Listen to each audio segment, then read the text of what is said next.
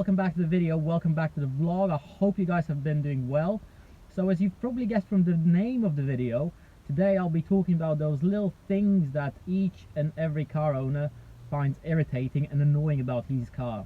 So I had this car for around a year and a half now, and I absolutely love this car to bits. However, I did manage to find a few things that are quite irritating and annoying in the car, and I thought I'll share it with you, as maybe some of you guys looking to buy a car like that will actually find useful, and at least you'll know what to expect from when you have it. So let's just dive in and have a look what are the little bits and bobs that you might find quite annoying as well. So guys, the very first thing that I found annoying about the car was the aux connectivity.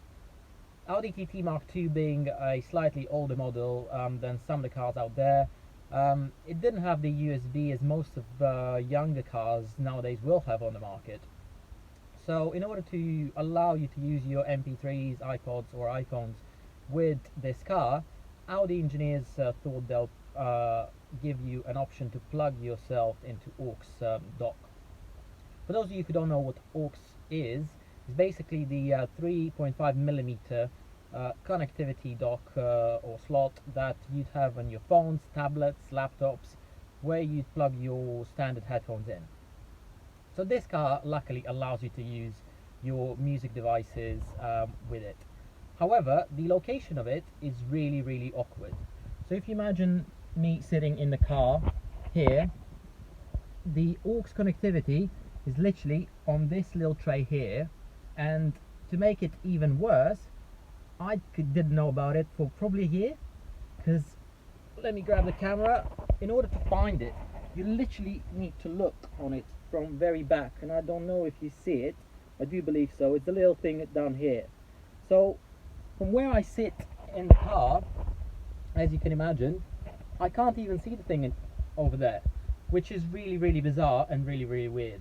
I'm pretty sure if I would have read all the car manuals and all of that, it probably mentioned it somewhere that you, as a lucky owner of this car, are able to use the MP3, iPod, whatever it might be, with the car in order to listen to your favorite music. However, me being lazy, and I assume most of you guys are as well, I didn't really read the manual to the car because it's a book of around 150 pages, and to be fair, the way to use the car is you start it, you drive it, and that's it. So that's my number one, which I found really irritating. So guys, the aux being the first thing I've discussed with you is by far the smallest of the things that bother me about this car, as I basically do not use it at all. However, the way I arrived to the location of it is actually through going through the manual of the car. And the reason for that was the car comes equipped with Bluetooth, which I thought is an amazing thing, and I can use my phone to listen to my favorite songs in a car. However, that's the problem. You are indeed able to connect your phone to the car, however, only to use it as a phone. So you can make and receive phone calls, and the sound comes through the speakers of the car. However, what you can't do is use your phone as a music device in order to listen to your music while driving. And that's probably the biggest and the most irritating thing about this car, as I personally do not understand why would you put a Bluetooth in a car that doesn't allow you to listen to your music. If that's one thing that you are hoping, guys, to do when you buy yourself an Audi TT or similar age Audis, I would definitely recommend you to try it before you buy it, as that was one of the things that frustrated me the most about this car. So guys, the third and the fourth thing that I find really annoying about the car are located actually outside the car rather than inside. So Audi TT being a coupe, unfortunately you get the doors which are slightly longer than you'd have on your standard hatchbacks or saloons. It's quite cool as it allows you to enter the car and exit it a lot easier. However, when you are in a tight car park, that's when it becomes quite tricky.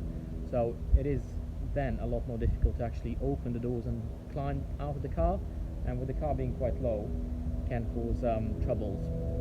However, when you are parked like me at the minute, when you have plenty of space, that doesn't create you any issues at all. fourth thing that I wanted to talk to you guys about is the Bootlid here. So this car, being quite a sporty car, probably wasn't meant to be used as a thing that's going to be carrying any luggage, so probably engineers assume that you're not going to use the Bootlid much. However, that's not the case for me. I do use the boot quite a lot, probably every day, and that's why I find it really irritating. As if you come from the back here, there is no way you can open the boot lid from the bottom here, which is really irritating. So there are two options to do it. You either need to have your key, which I do have in my pocket at the minute, which comes with the boot lid release button, as you can see, which allows you to do that. Or the only other way to open it is doing it from the driver's door, as you have a little lever down here which allows you to achieve it. So that being said, it is possible to open it, obviously. However, I do find it really irritating that coming with your shopping bags, there is no way you can open the car from the outside, which also makes you quite concerned, as quite a lot of new cars nowadays come with the safety locks, which if you are walking away from the car, or if you do not use the car for a while, it automatically locks all your doors, including the boot. So one of the biggest fears I always have is that whenever I leave anything in the boot, I'm always checking before I shut the lid to make sure the keys from the car are actually in my pocket rather than there, as I've never got to understand if there's a way to actually get your keys out if you accidentally lock them in there. So guys, the fifth, the last and the most annoying thing I find about this car is this handbrake down here.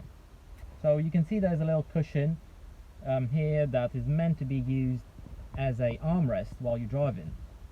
So it can be used and it is relatively comfortable, as you can see, while you are either stationary or if you're driving on a motorway when you don't need to be shifting gears. So at that point the thing comes actually quite handy, quite comfortable and really great.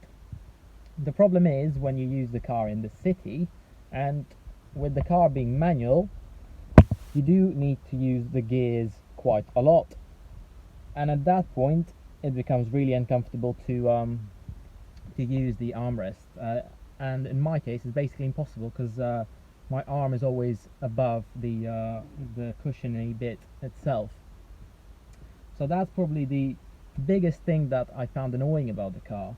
And I know that a lot of people would say that those weird seats at the back is probably something they find annoying, as you sort of get 2 extra seats at the back but you can't really use them because of the leg room and the headspace. However, for me that's not the case, as I've been buying the car and I was looking for a 2-seater, so those extra little seats at the back are more of a shelf for me to chuck my bag or my gym kit, so I've never really was expecting to use those as seats, so I do not really find that irritating. However, the cushiony bit on the handbrake here is probably the one that I do find annoying, and I would have loved there to be an option to actually either raise it or move it slightly to the side so it would be adjustable, so you can make it a bit more comfortable for the way you drive and the way you set your car up, the seat. However, unfortunately there isn't an option, and that's something that I do find irritating. So guys, I hope you have enjoyed the video and you found it quite useful and engaging. The car overall is absolutely great and I love it to bits. However, as I probably mentioned before, there is no car that would be perfect, and anyone would always manage to find some bits that are annoying for them personally, and you've seen my top 5 in this car. However, I still do love and enjoy using the car.